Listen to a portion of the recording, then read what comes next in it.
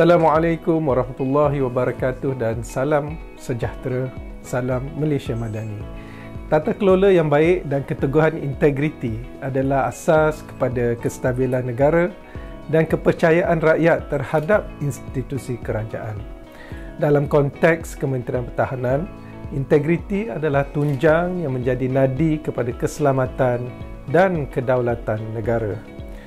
Penjawat awam yang berada di barisan hadapan pelaksanaan agenda reformasi perkhidmatan awam memikul amanah besar untuk menjadi ejen perubahan dalam memperkukuh sistem penyampaian perkhidmatan kerajaan yang lebih telus, cekap dan berintegriti. Agenda ini menuntut kita bukan sahaja melaksanakan tugas dengan penuh tanggungjawab, tetapi juga menzahirkan budaya kerja berteraskan governance yang utuh serta accountability yang tinggi.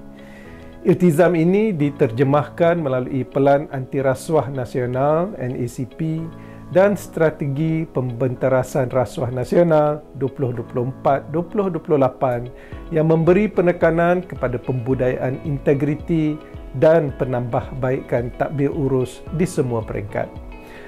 Pengurusan tertinggi Kementerian Pertahanan menegaskan sokongan padu terhadap aspirasi kerajaan Madani dalam merealisasikan Malaysia sebagai sebuah negara berdaya saing, berintegriti tinggi dan bebas rasuah.